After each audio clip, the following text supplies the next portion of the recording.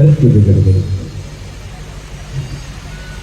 और जब वृत्ति बिगड़ गई तो उस समय महाराज जन्मेजय ने इनके लिए यज्ञ किया, सर्प यज्ञ किया। कल आपने थोड़ा सुना सर्प यज्ञ हुआ और उस समय आस्तिक नाम के एक मुनि ने आकर के वो यज्ञ बंद कराया कि जन्मेजय बंद करो, ये हिंसा वाला यज्ञ ठीक नहीं। किसी को दुखाना, किसी को दुख देना,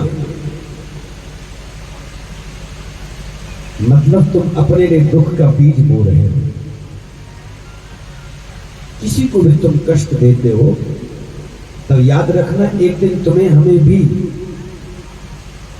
इसी घड़ी से गुजरना होगा जब तुम दूसरे के जीवन में खड़ा कर रहे हो, कष्ट विपत्ति उसको दे रहे हो।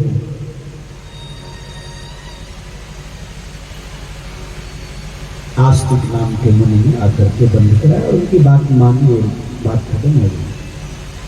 व्यास जी वहां आए।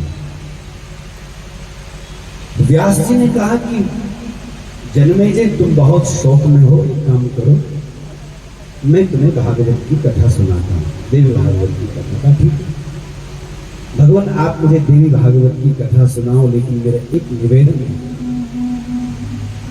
मुझे पहले ये बताओ ये आस्तिक कौन है?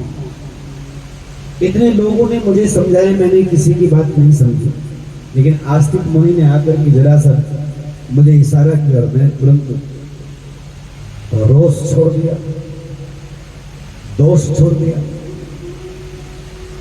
अब बताओ ये कौन? कथयेतं महाभाग विस्तरेण कथानकम् पुराणं च तथा सर्वे विस्तराद वद सुब्रत विस्तराद वद सुब्रत विस्तराद वद सुब्रत। आप सुन सकते, लेकिन झूठे आदमी को दुनिया कहाँ है? षड्यंत्र करने वाले को चैन कहाँ है? विनीता आराम से सो गई, लेकिन जो कद्रुव है वो अर्धरात्रि के समय अपने बासुकी नाग जो उसके बच्चे थे उनके पास गए। बासुकी नाग जो थे उनका जो पूरा झुंड था उनके पास गए। काले काले सर्प थे। कहा उनको कि बेटा एक काम करो, तुम लोग जाओ सीधे भगवान सूर्य के घोड़ों से लिपट जाओ। प्रातः काल के समय में घोड़े सफेद रंग की बजाय काले रंग के दिखने चाहिए। और वासुकीनाग ने पूछा कि मां ये तुम क्यों करना चाहते? बोले क्योंकि मुझे विनीता को हराना है। ओह अच्छा।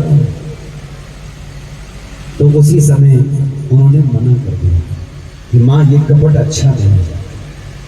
कभी कभी अच्छी माँ की भी अच्छी, बुरी माँ की भी अच्छी संतानें हो जाती हैं और अच्छी माँ की बुरी संतानें हो जाती। क्या करें, ऐसा हो जाता है। तो कत्रोश्च सुसुतानाः सर्वान् सफल सर्पान् विशेषिताम् बालां श्यामां प्रकुर्वन्तु यावतो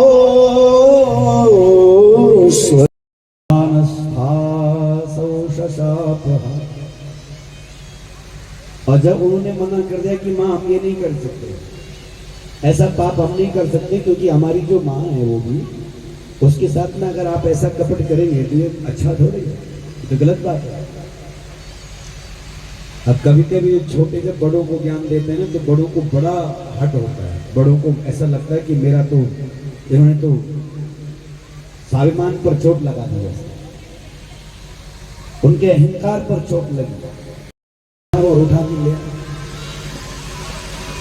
इतनी सुरक्षा में रखा गया।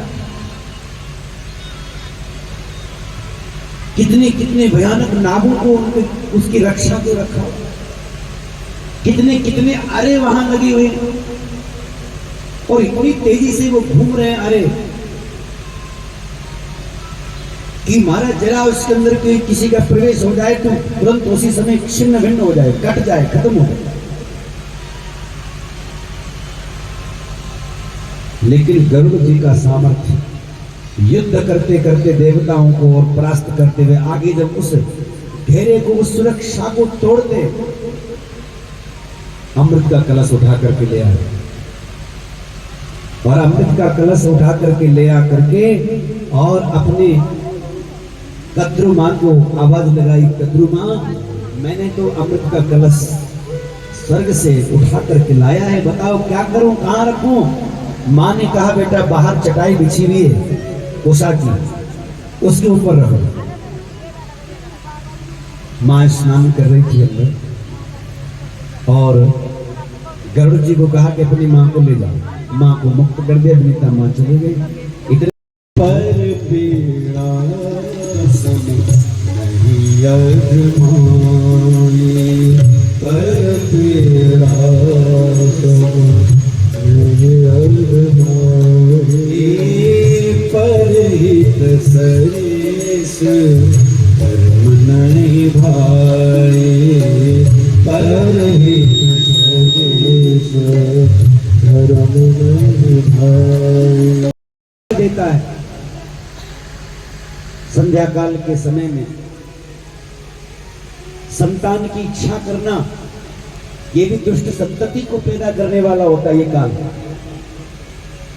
संतान के लिए अगर गर्भाधान संस्कार किया जाए तो इससे संतान अच्छी नहीं होती संध्या काल के समय, और संध्या काल का समय हो तब उस समय सोना भी वर्जित है, शयन नहीं करना,